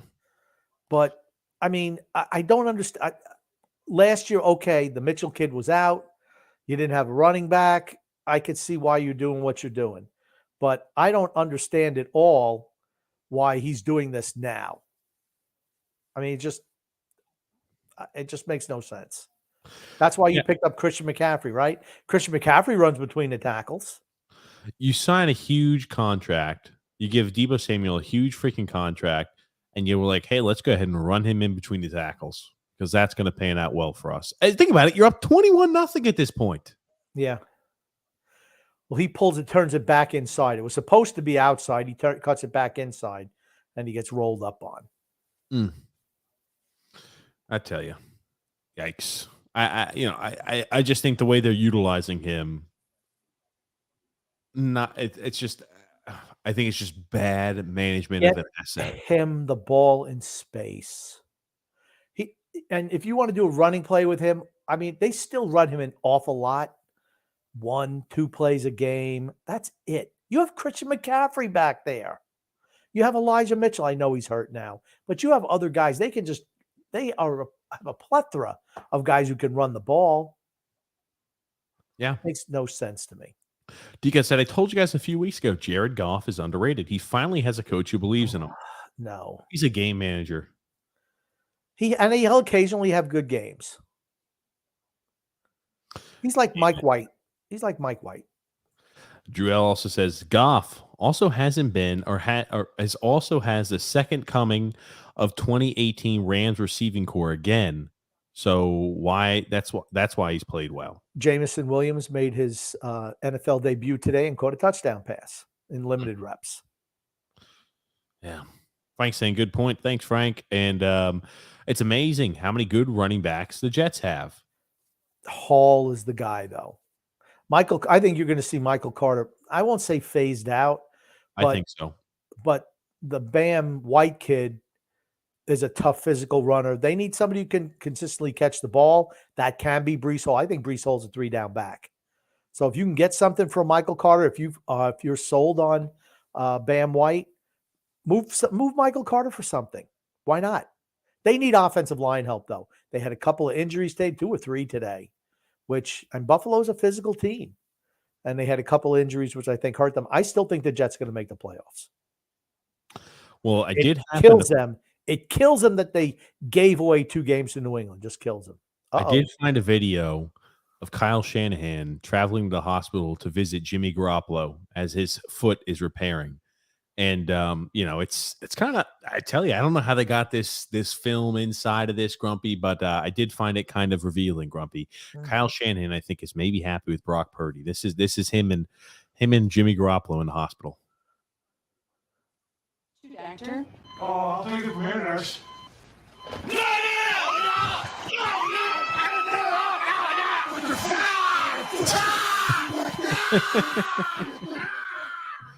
Oh, they hit him with the bedpan, too. Okay. We can't watch too much of that. Gonna hit him with the defibrillator. WWE is probably going to try to take the stream down. So it was risky, but I determined to do it at the end of the show, just in case, or towards the end of the show, in case WWE tries to take our stream down as they've done in the past. But a little bit of funniness there. Kyle Shanahan visiting Jimmy Garoppolo. I want to show you one more fan fight. Now, this is how fan fights should be done. This is, I think, regarding the film, the coverage, I think this is about as great as a fan fight gets. You have, in this situation, Grump, you've got an individual who is right on top of the fight. And now this individual, he says, these guys were going to shake hands. My instigation had other plans. So we have a down on the front lines reporter, and then we've got somebody who's videotaping this from a distance as well, who is videotaping it in landscape mode. So it's done about as perfectly as a fan fight could be recorded. Right now, it's portrait right now. This guy, he's on the front lines. This is a guy who's instigating everything. So this is the front line. He is recording it in portrait mode, but the person who is filming it from afar gets everything in landscape, and it's beautiful to see this instigator mixing things up as well. So, Grumpy, I'll let you watch it. 25 seconds.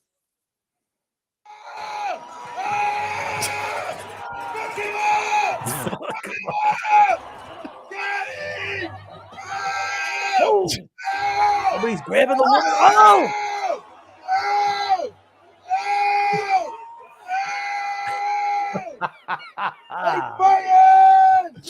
They fired. Look at her. What the hell is she doing?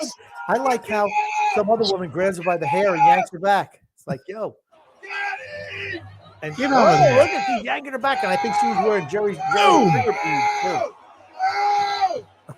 Oh, I like the freeze frame of this guy's face when he notices he's been thrown to the ground too.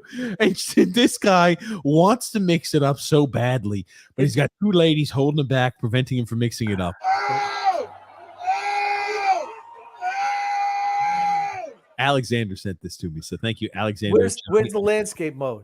Hold on. We'll finish this one more time. But Alexander sent this. Look at the little guy here. He does like the little head nod. Look at the guy in the Panthers. He does the head nod. He does a little head nod with him.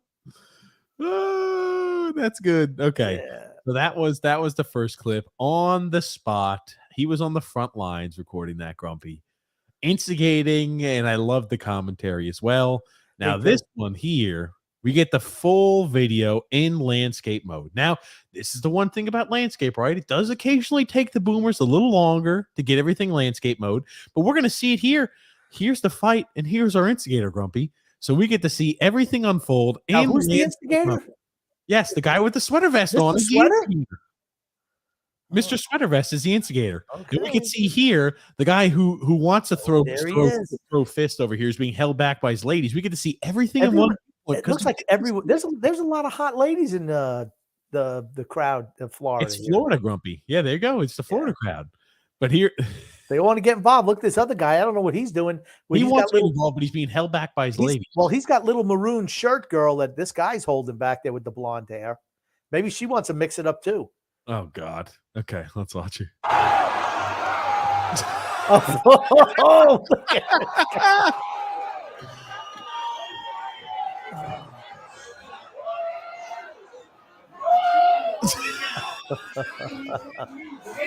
and his wife saying, "Get out of here!" Let's get the hell out of here. Come on, let's go home. The police are coming. Looks like nobody was hurt. No harm, no foul. They're just moving on. Oh, I was about to say he's being held back. This guy makes the video the funniest. He just keeps hustle them out of the arena. That's it. Go back to your seats. Nothing to see here, folks. All righty, let's get back to watching the action. Okay. Come on, let's go back and watching the Florida Panthers play. Figured you'd find that. And thank you, Alexander. So that was good all the way around. Goon Grumpy. Do you think Lou Lamoriello is satisfied with his Islanders' accomplishments? What do you think, TJ? He'll pretend like he's not, but I think in reality he thinks that he can do no wrong. I do think he's got that. Anybody who's at the top like that, to a certain extent, they've got that mentality that no matter what, they're doing a better job than anybody else could imagine, and nobody else can come close to what they're doing. So I do think he's excited, I guess, or happy with what he's done. But in reality, I think he would come out there and say, "Oh no, the expectation is to win the cup, and anything else is, not hitting our expectation." He'd say some shit like that. Okay. What about you, Grump? I don't think he's satisfied, but I don't know what his expectations were. Did he really think we were able to compete for a cup? Then he's delusional too. Not only incompetent, delusional as well. Now, you know how sometimes we talk about some players are flagged for no freaking reason, and I've always complained about the taunting and the unsportsmanlike conduct penalties. I want you to watch this by Jerry Jeudy, by the way, who was not flagged over this not flagged over this play. So I want you to Okay. watch it. Tell me what your thoughts are. Started getting apoplectic. I think he thought he was interfered with. Very demonstrative, yelling and screaming, going over it, touches an official. Oh, right there. that's He might hear from 15. the office on that one. And an ejection.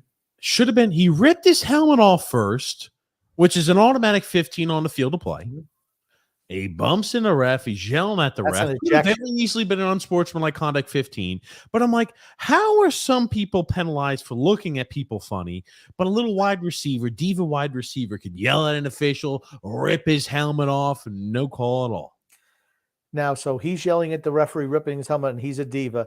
But Cristiano Ronaldo, when he does his things, or not. Okay, Hold on. I just want to Just make sure. hold I on, just hold want on. to make sure. Hold on.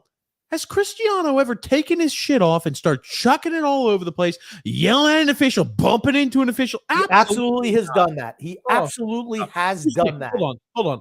All soccer players, let me rephrase this. All football players do that. They'll get in an official's face and they'll try to plead their case. All world football players do that. NFL players do not do that because they're not allowed to, because they're immediately carded. They're immediately flagged. You're not allowed to do it in soccer either. He did. He got a second yellow card in the match against Barcelona, which meant that he had to sit out the first couple of games of the year. Now here's the thing. He bumped him. That's 15. He might hear from the league office on that one. I don't know how that wasn't a flag at all. No flags were thrown on this play. Yeah. That's definitely one where I think to myself, I'm like, yeah, there probably should have been a flag thrown on that. Just perhaps, Grump. Want to talk about Senga, Grumpy, signing with the Mets. Okay. What's Go that? ahead. What's You said that you about? want to talk about it? Go ahead. Run with it. I think it rounds out the rotation. I think they're in a spot where they still have not addressed the need, which is bats. But I think rotation-wise, right, starting five, I think it's a solid rotation. But, I mean, it's the two guys at the top being 35-plus years old and one being in their 40s worries me. Wasn't last year's rotation at the end of the year better? Scherzer, DeGrom, Carrasco, Bassett, and Taijuan Walker. Taijuan Walker. Would you not say that's a better starting rotation? Jose Quintana is meh. I'm not infatuated with Quintana, but you still have Carrasco. Senga, I think, could have the possibility of being better than Taijuan Walker. I think so. Did we not? Okay, but is he going to be as good as Chris Bassett was? Chris Bassett was real good for the Mets. Really good for the Mets. This we talked last time out about how these Japanese pitchers, their success does not translate to the major leagues. Sometimes it does. Name one. I think Daisuke worked out. I think that Yu Darvish worked out. I think that guys like Shohei Ohtani have worked out. Shohei Ohtani is not just a pitcher; he's a base. He's a outfielder as well. Their ability to pitch doesn't translate. I just think sometimes it does, sometimes it Bryce doesn't. K did not translate. He was not very good. He had the gyro ball. He was so tremendous. No, it was not the case. Daisuke Makuzaka. I'm trying to pull up his stats. I thought he had a few solid years. How much money they pay for this kid? They have him as the third starter in this. The kid who came into Seattle is now with Toronto, Higuchi, whatever the heck his name is. He's been a freaking bust. Most of them are bust because they don't throw the ball hard enough. Daisuke only had 1 year. One year he was successful. 2008, he had that 290 ERA, and they finished fourth in the Cy Young voting. Other than that, 1 year. That was probably his rookie year, right? Or his second year? Second year. That's it. So I'd say he did not pan out. Okay, fair enough. But yeah, I think Yu Darvish has. Yu Darvish has been on the most. Yeah, but okay, this kid's not Yu Darvish. Yu Darvish is 6'5". How big is this guy? Hold up in a second. He looks to me, just looking at this picture, he looks 5'11". He's probably taller than that. He just looks kind of small. Okay, here it is. I'm pulling through. He's 6'1", listed at 6'1". How much does he weigh? He's quite hefty, Grumpy. They have him listed at 178. Yeah. I bet he doesn't throw the ball super hard. That's all I'm going to say. I bet he doesn't throw the ball real hard. I'd agree with you on that. Yeah. Like he's not a huge frame to him. He is taller, but I had to look up again. Like nobody has watched these Japanese AFC here. One site's got him listed at 6 foot, around 6 foot to 6'1". Not real big. But I think 27 years old. I'd have to, the payroll the Mets have is the highest in the MLB, but I don't think addresses the needs we have. That's the shitty part about it. Yeah, well, I don't understand the Verlander thing over DeGrom. Still, for the life of me, I don't get that. This guy here, I don't understand. It seems like they've taken a step back. I don't think they're going to be as good as last year. I don't think their pitching's as good. His fastball averages around, it says 95 to 96 miles an hour, tops out at 100. Oh, yeah. He's got a deceptive forkball and a cutter and a slider. Oh, you know who that sounds like? Daisuke Matsuzaka. Oh my God. The pitch has been nicknamed the ghost forkball. Oh boy. That's what the old gyro pitch used to be, right? Same shit. Oh my God. As soon as I hear that, I'm like, this may be Daisuke. I mean, Darvish is 6'5". He's a big guy. All pitchers today, the era of the small pitcher is kind of over. I'd agree with that. Everyone has to throw in the hundreds. You don't throw 100, it's like batting practice. Everything's home run swings. You got to be able to blow guys away. So they don't address the need. Now, I do want to show you this. It's a funny little screenshot talking about, going from Daisuke to the Red Sox. You forget, or I forget at least, you look at the players who've been moved all within the last 2 years. Mookie Betts in 2020. Xander Bogaerts leaves via free agency. Andrew Benintendi traded in 2021. Jackie Bradley Jr. traded in 2021. And then Christian Vasquez traded in 2022. 5 everyday starters for them. And, effective MLBers all traded within a 2-year time frame. The thing is, they got nothing back for them. Yeah, that's my point. They're giving away their riches and top tier players for, like pennies on the dollar. Jackie Bradley Jr., no loss at all, honestly. Vasquez, whatever. They weren't going anywhere. They moved him. Catcher is a position. He wasn't an everyday starter anyway. So, he was predominantly the starter for them. But, that's the way he is with catcher. He catches 3/4 of the time, whatever. Benintendi, they just gave him away. I didn't understand that. Betts, they got nothing for him. They got absolutely nothing for him. Yep. And Bogaerts let walk for free. Right. And who's the next one to leave is Rafael Devers. Yep. So I'm just like, it's going to be a trend. Over 3 years, they're going to lose Mookie Betts, Benintendi. You're going to go ahead and lose Bogaerts. You're losing Vasquez. You're losing, a lot of these players that are very valuable to your team. You're losing them for next to nothing. Chaim Bloom has turned the Red Sox into the Tampa Bay Buccaneers. You mean Tampa Bay Rays? Tampa Bay Rays, yes. Okay. Want to show you this here, Grumpy. I don't know if you happen to see the acceptance speech for the Heisman. Caleb Williams, Grump, he did say, I may get to be standing up here today, but all you guys get to be playing in the college football playoffs. What does that tell you? What does it tell you about the kid? I don't like him very much as a kid. What does it tell you? He wishes he was playing in the championship. Yeah. That's what it tells me. Yeah, that's true. You don't like him because he doesn't prove your point about Lincoln Riley. No. I don't like him because he does all that silly shit where he paints on his fingernails, F Utah. You know what he reminds me of? He reminds me of like that childish mentality. Some people have the workers-like mentality. He's not one of those guys. He reminds me of one of those Kyler Murray childish type of mentality. Simple. God. Simple, Scrump. Simple. I disagree. I'm not saying he's the greatest quarterback ever. He's certainly the Heisman Trophy the winner this year and deserved it. And he's come light years from where he was last year at Oklahoma. He couldn't complete a pass last year. He's much improved this year. Last year was a true freshman, right? Yes, true freshman. Okay. So you're saying he improved a lot from a true freshman to a sophomore. Well, not everybody does. Not everybody does. That happens most times. Okay. More often than not, that happens. Okay. You don't turn from true freshman to winning the Heisman Trophy in a year. Most guys. I'll tell you what, Tua Tagovailoa is a bitch. He has no arm. His arm looks worse every single snap. What are you going to do now, McDaniels? Is his arm continuing to atrophy, Grumpy? It's just a full rock back. This pass, I'm not kidding you. Let's see. 25 yard, just he's terrible. He's absolutely abominable. He's got no arm, just none. None. It's not even a noodle. It's not even a noodle. It's a piece of hair. TJ, just pick up one of the hairs that fell off your head during this podcast. Pick it up, hold it up, and see how floppy it is. That's his pass. Okay. Drew L. Grumpy. I'm not in disagreement, though, that the NFL should bring back all the hard hits like they did in the past, because despite the White shot getting hurt, that game was so exciting to watch.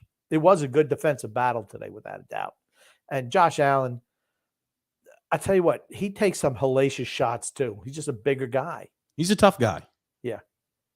He's a tough guy. Got a comment here from Drew L. Also, Grumpy, the Knicks are on a 4-game winning streak. It doesn't matter. Oh, wow. I tell you. Oh, so the Miami Dolphins had another 3 now. Tua Tagovailoa, 3 for 17 tonight. He blows. Well, here's the thing. If I'm the Chargers, just start running the football. Run the clock out. Control clock. Game's over. 3 for 17. If this moron had just kicked a field goal in the first quarter, you're up 3 scores. You're up 3 scores. Yeah. Anyway, Drill said, I've got a friend who hates Evan Ingram with the type. And he said, due to the script writers had the Cowboys winning after Damian Pierce got hurt. I'm so mad about that. I wanted to see the Texans quarterback committee dub. Yeah, they had multiple quarterbacks today. And Gungun says, Grumpy, the name, the eyeglass handle, and the jerk was the OptiGrab. That's right, the OptiGrab. That's right. And Frank says, Mike White is basically a rookie. He's got to learn not to take hits like that. Yeah. Yep. And Drew L. Grumpy. The Chiefs' defense is so bad. How did they give up 28 points to the Broncos? Yeah, I have no idea. Also, Trent McDuffie, a.k.a. Trent McDoofus, surely is so great at covering receivers. Tony Cheese said, I think D.B. Cooper died of bronchitis. That's what I was going to bring up D.B. Cooper. I'm like, no, I'm not going to pile on. Bronchitis was enough. Bronchitis. Not defensive back Cooper. D.B. Cooper died, not defensive back Cooper. Paulo C. said, TJ, against Japan, their Croatian goalie saved 3 out of 4 shots in a shoot. Okay, those penalty kicks were all pretty bad. I think one of them missed or hit the post. Yeah, it was not. Yeah, they were not great kicks. And shutout or in penalty kicks, and scored 3 out of the 4 shots. Against Brazil, the Croatian goalie saved 2 out of the 4 shots. They scored 4 out of 4. So special teams. Okay. Yeah. They're good at that stuff. Tom Selleck has the best stash, Grump. Okay. Well, Tom Selleck, that's fine. Did any of you old geezers see how bad Flacco was today? He should never be allowed to play another down for the Jets. It's true. The Bills abused him. Well, here's the thing, too. Joe Flacco, why the fuck are you dressing Joe Flacco instead of Zach Wilson? I don't get that. I don't get it either. What was this? Is this like, did you come to like a mutual? There's one of two things, right? Either they came to some sort of agreement that Zach Wilson needs to focus on doing this X, Y, and Z better, and he's not focused enough, or they have no faith in the kid. He's the third string guy. Yeah, I don't understand that. I don't understand it. D-Cut says, Alexander just purchased a thick rope and a folding chair from the local hardware store. Oh, no. But a rope and a stool. If somebody could put up the video, apparently there was a similar minor fight in the Florida. Oh, that was the Florida Panthers game. Usually that arena show me the most friendly people I've ever met. So I'm surprised something like that would have ever happened. It didn't even look like it was even a fight. It's just like a few people tumbled down some steps. It looked like a pushing battle. Is exactly right. Jewel said, Madonna is already going through a midlife crisis. She made the song, Bitch, I'm Madonna. I didn't know that. Yikes. D-Cut says Sean Payton is perfect for the Chargers. Get this clown Staley off the sidelines immediately. He is horrific. Sean Payton would be really good for the Chargers. They think about how many injuries the Chargers have this year to their defense and as well as to their offensive unit. And I'm like, a legitimate head coach and a defensive-minded head coach would turn that team into a mediocre team to like, hey, we're one of the best teams in the league. Justin Herbert is such a good player and a great talent. He's got a moron for a coach. Gungun says, thoughts on the Mets 2023 pitching staff overflowing with old farts? So expect a lot of injuries, right? I'm worried. People complain about Jacob deGrom's injury history. I see 42-year-old, Verlander, and I go, oof. Justin Verlander, I go, oof. And Scherzer is no spring chicken either. Those are those are your two aces. And Scherzer was hurt last year. Yeah, he was for a little bit. D-Cut says, seems like millennials like TJ and Alexander think every hard hit in football or hockey is criminal. Soft, sheltered, coddled generation. Oh, stop. D-Cut's got it. He's got it right on the nose. Gungun said, TJ, you should pull up the second whack that Mike White took today. He looks like a rag doll being walloped. Hold on, I'll have to see if I can find it. He took a beating. Now, they just called a roughing the passer penalty, which I just don't understand. I'm sorry. That's a terrible call. That's just a terrible call. What do you think about that call, Grumpy? Terrible. I don't even know what the hell they're calling. Where's the roughing? Oh, that's a terrible call. That's maybe the worst call I've ever seen. That's not a roughing call on the Dolphins there. I'm sorry. Terrible call. Terrible. Okay, I'm trying to pull up Mike White hit. Who was the man who delivered the hit? That's the question. Because I see obviously the first one. That's obviously the most notable one. Oof. Maybe I already showed it. I don't know. We'll keep going. Drew L. Grumpy. I don't want to be that guy, but I didn't draft Deebo Samuel because I had a feeling that a regression was going to happen. Do you have been injured every single year minus last year of his career? It's because of the way they use him. For wide receiver, he gets an awful lot of touches as a running back. Yeah, he does. And it just, I tell you, it's one of those to where you don't want to run. It's like with running backs. You want to give them some sort of load management. You don't want to go ahead and just ground them into the freaking dirt. You're just going to have no life left in a guy who's an extremely talented player. And when the tread comes off the tires, you're done. Ooh, I found the second one. Okay. He did actually complete this pass on the second one, Grump, by Mike White. The second big hit, I believe. Okay, let's pull this through here. On this pass attempt, he steps up the throw and gets rid of it there. It's a completion, but when you see the replay, Big Ed Oliver, one of the interior defensive tackles, that's another clean hit for too. Buffalo, hits him and then wait till you see this hit on Herbert. Just the impact of this that hurt is way more violent than he just hit the Dolphin guy just got played. Here's the thing too. Mike White's not a big name guy. The big name guys get those penalties. The small name guys don't. Yeah, no. I'm just sorry. No. You're going to look at this hit and you're going to go, holy shit. It must have been the millennials have been voicing it on Twitter, and the NFL is all upset now. So we're going to have to call that a penalty. Barely. Another comment for you to read, Grumpy. I'm going to try to get that penalty pulled up. Also, if we're going off a usage rate, Bubo's load, I don't know who Bubo's is, has Bubo's? Probably Debo's load has severely been reduced since last year. Last year, Debo had 8 rushing touchdowns. This year really only has 2. Yeah, he's being used differently, right? But that's the thing. They wanted to get a running back in there. Last year, Elijah Mitchell was out for the whole second half of the year. Jeff Wilson was injured, so they had to rely on Deebo Samuel. Now you have Christian McCaffrey. I know they moved Wilson, but and Mitchell is injured, but they have other options at running back. So that's why you're seeing less of that from Deebo Samuel this year. Not a problem. You want him just to be a wide receiver, catching wide receivers. I don't see why they just don't get him the ball in space and let him do what he does best. I mean, I know he runs like a horse, but still.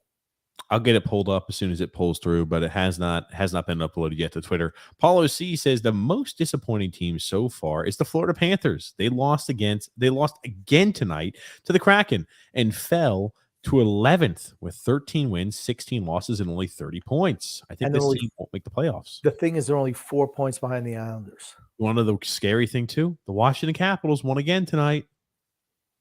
How many points do they have now? Hey, give me a sec. I can actually. They're now 2 points behind us, Grump. Same amount of games, or I think they played more games. They played one more games. 30 games played, 32 points. We've got 29 games played, 34 points. That could be problematic. I told you not to sleep on the freaking Capitals. Drew L. Grumpy. I swear there's only 3 states in the entire country I need to be its own country. Those states are Florida, Colorado, and Ohio. I disagree. New York can be its own state, and so can California. California more than anybody. Matter of fact, take California, Washington, and Oregon. Just the whole get rid of them. Paulo C said, with the Washington Capitals winning tonight, yeah, they're only 2 points back with us. Yeah, there it is. I'm telling you, it's getting hot.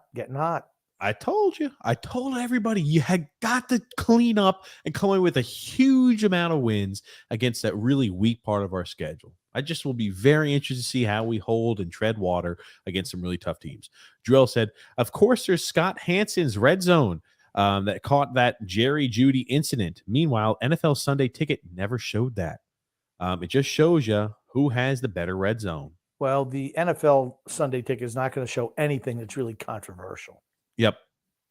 Here you go. Who says, if we're going off topic of baseball, the Jameson Taillon contract the Cubs gave him was terrible. He's not worth 4 years for $68 million. I 100% agree. I think he plays better in a small market. He's another quintessential guy who did not play well in New York, played well in Pittsburgh. He was okay. He was always hurt, always injured. I mean, you just gave think about what DeGrom got.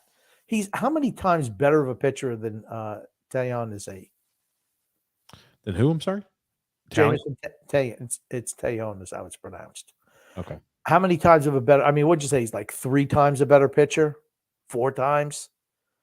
He got a 4-year deal, $68 million. Think about that. We are in a crazy world, Grump. Yeah, now, here it is. I assume this is the roughing passer hit. This is it. I got a feeling. Mm-hmm. How is that roughing? How on God's green earth is that roughing? Unless they're trying to say they hit him up high. They didn't. I don't know. I'll have to see the replay. It didn't look like roughing to me. Hold on, but they didn't throw a call. It doesn't look like they threw a flag on it. They did. They called roughing. No. They called roughing the passer. They absolutely did. I just want to make sure that. Oh, wow. Yeah, Jesus Christ. That's a bad call. Watch this. That's a really bad call. That's a terrible call. That's one of the worst calls I've ever seen. Terrible. That is an awful call. You know how you knew it was the quarterback just got up and went to the sideline. I was going to say he was walking to the sidelines, wasn't complaining, wasn't throwing his arms up. That's how you know it's a shitty call. Yeah. D-Cut says, yeah, Tanaka was solid for the Yankees. That's right. Tanaka's another one. Yeah, he was okay.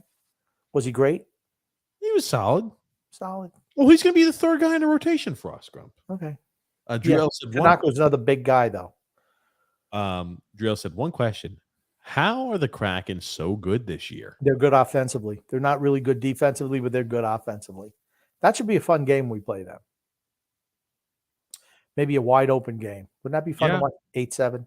It'd be nice to watch. Frank C said, I heard he throws close to 100. Yeah, it's the top he reaches there. Yeah, 95. That's close to 100. No, he averages around 95 to 96. Some pitchers touch 100. Yeah, Frank so 95, 96. Yeah, you know what? Everybody throws that nowadays. Who doesn't throw 100 now? I throw about 98, 99, Grumpy. Whoo. Grumpy, you throw your arm out. I would. Oh, goodness gracious. I can't wait to tell Son X about that. Frank says, Grumpy old man, you said that Jersey would kill the Islanders. We played Boston. We play Boston well. Yeah, my predictions on Friday and Saturday were just terrible. Just terrible. Somebody must have mixed with your medicine, Grumpy, or something. something. But then Saturday night they kicked back into gear, Carolina. Drill Boston. said, I hope your predictions are right and Argentina gets kicked out of the tournament via the hands of Croatia. I know Andy Francis will be happy too. Drew L said, also another fun Tom Brady fact. He's 12-12 in less than it is less 24 starts in his last 24 starts without Gronk. You know how Drew, you're better than that. So now you want to cherry pick. You want to, let's take the last 24 starts since he's been with the miserable Tampa Bay Buccaneers. Let's talk about that. And we're going to throw in the tail end of his career in New England when they fell apart down the stretch when he wasn't there. Stop. Why don't you put up all his stats, his whole career, what he's been without Gronk, not just the selected few? Come on. It's like saying, hey, in the last one game, he hasn't won anything with Gronk. He's 0% winning percentage without Gronk in the last one game they played. No, sorry. Mike White is a starting quarterback. What is he, 1-2? I think he's 1-3 after today. Oh, man. That's it. Mike White needs to get the boot. I mean, maybe he was 1-1 and now he's 1-2. Yeah. I know they were 5-2 under Zach Wilson, 5-2. And I think they were 1-3. 1-2 or 1-2 under Flacco. I don't know how many games Flacco started.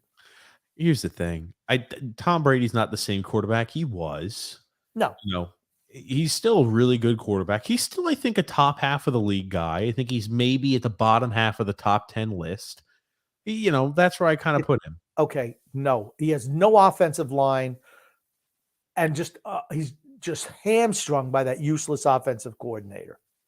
He goes to a good team. He still leads you to a Super Bowl, period.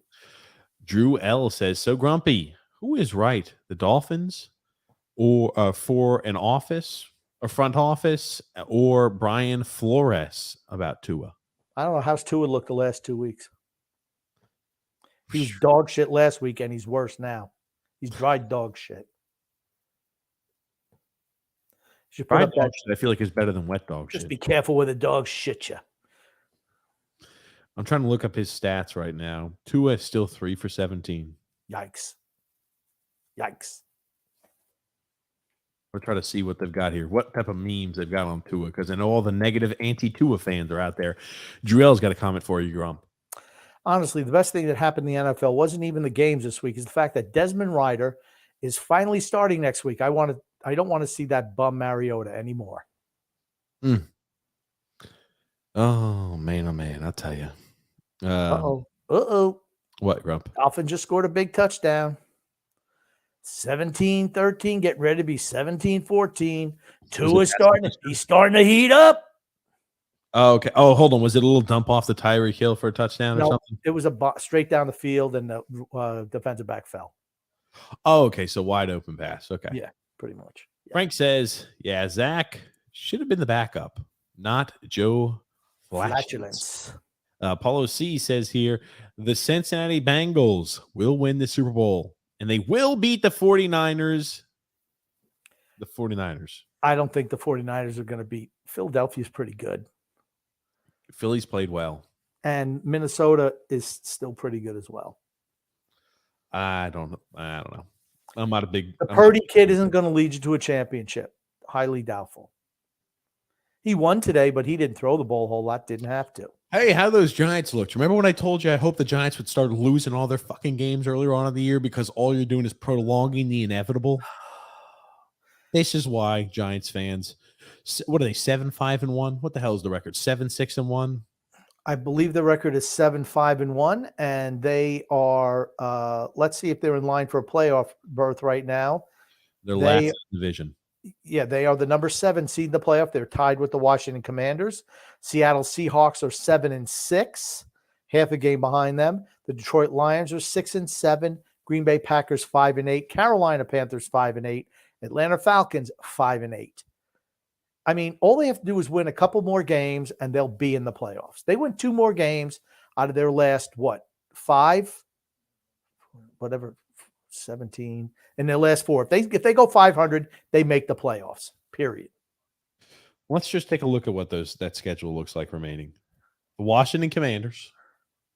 That's a winnable game. The Minnesota Vikings. Probably a loss. The Colts. That's a win. And the Eagles. That's a loss. 2-2. Best case scenario is 2-2. We lost to the Commanders we tied the Commanders. Tied them. We Tied. tied the Commanders Mhm. just like 2 weeks ago. Yeah. So What's Seattle's schedule the rest of the way? yeah, I'll get that pulled up for you. Give me a sec. I mean, because the Lions are 6-7, so they're like a game and a half behind. The only team that can really catch them right now are the Seahawks, a half a game behind. Seahawks play the 49ers. That's a the loss. Chiefs. Chiefs? Yes. That's a loss. The Jets. That's a loss. That's probably a loss too. Ah, okay. And the Rams. That's a win. So here's the thing. Maximum, they win 2 of those games. Maximum they won't the make the Giants win playoffs. 2 of those games. That's right. So the Giants will still be a half a game in there. Hold on, we said the maximum. Well, that's the maximum for Seattle. Seattle's not going to beat the 49ers. The 49ers own them. And they're not beating the Chiefs. Okay. Those are 2 losses. The Islanders play Boston, and we win, says Frank. Jarrell said, speaking of disappointing teams and Florida in the NBA, the most disappointing team is the Miami Heat. They're like 12-15. I've always hated their name, the Miami Heat. They're taking up after the sponsor on their arena, FTX. D-Cut says here, I hate these football players wearing non-positional numbers. The Chargers tight ends wearing number 7. Bring back the old days. I liked it when they had, a certain position had a certain number grouping. Drew L said, it looks like the bad contracts Pat Riley gave to Duncan Robinson, and Kyle, Wow. fat man, fat fuck there, Lowry, are starting to backfire. There you go. And then D-Cut says, TJ, the only thing you throw are hissy fits. Oh, there it is. And James F said, I predict that Brady is going to be a Raider. McDaniel can coach Brady. Carr's days are over. Okay. Very possible. How many more interviews does Carr need crying in order to save his job? James F said, Grumpy, just finishing watching the Triumph documentary. It's a must see. I'll put that on my list as well. And Paulo C said, guys, watch out for the Arizona Coyotes. They're playing better now. And I hope we will be ready for them. We can't lose to them. We cannot lose to them. They've played well, the Coyotes. We can't lose to them. We cannot lose to them. Okay. Drill said, the Giants are still the 7th seed because Lord Samathan Darnolthan mopped the floor. They won there, is what it must have been. And then Drew L said, also, Gino looked like old Gino in the first half. Played much better in the second half, though. And God damn it. They lost to the Panthers today. They lost to Carolina Panthers today. That's a bad loss. Yeah. And then Frank says, yeah, DC linebackers wearing number 9. WTF. I can't handle that shit. Drives me nuts. Yeah, same here. DK also said, I forgot the Lions have the Rams first round pick this season. Maybe a top 5. Things are looking up in Motown. I think so too. The Rams don't have a first round pick or a second round pick, I think, for the next 2 or 3 years. They're going to be in trouble. They got the Super Bowl title. Hope they enjoyed it. Lean times are ahead for the Rams. Very true. And Driel said the Lions' schedule after next week is a joke. They should make the playoffs. The Lions are not a good team. They're not a good team. And then Driel said, soon, FTX soon to be Bang Bros Arena. Yeah, not kidding. Oh, it's going to be Bang. No, it's not going to be Bang Bros Arena. Come on. By the way, what is up with Messi? Apparently, he abused a ref. Yeah, here's the thing. He's painted as being such a great guy. Behind the scenes, there's refs that said he says some vile shit to opponents on the field. Yeah, he's just like everybody else out there, but they paint him. He's smaller. He's a little cuter. He's a little small, cute fella. Everybody likes him. He's the same as everybody else. I just do not enjoy the fact that he gets branded as the saint who can do no wrong. It's like Jeter. It's like Jeter and A-Rod. You know what Messi and Ronaldo is? It's like Jeter and A-Rod for the New York fans. A-Rod is Cristiano Ronaldo. A-Rod is a far better player than Derek Jeter. And Derek is Leo. Could never do anything wrong. Could slump the shit out of it. He was benched by his club team for multiple games. Could shit the bed, miss every single penalty kick. But they just love Leo. Oh yeah, Leo. Doesn't matter. A-Rod's a far better player than Derek Jeter ever was. That's what it was. Isaiah Perkins, what's up? He says, hi, first time in the chat. What's up, Isaiah? How are you? Hey, love you, Isaiah. Just sign in, say anything, ask us a question anytime. Drew L says here, honestly, Seattle could be in the same situation the Giants are because they've won too many games to get a quarterback in the draft. To be honest, I think the Giants, the draft should get Michael Mayer. Maybe you should get Michael Myers. Stop. And I dig the shirt, TJ, says James F. And did you read those books yet, TJ? Yes, I've read every single one of these books back here.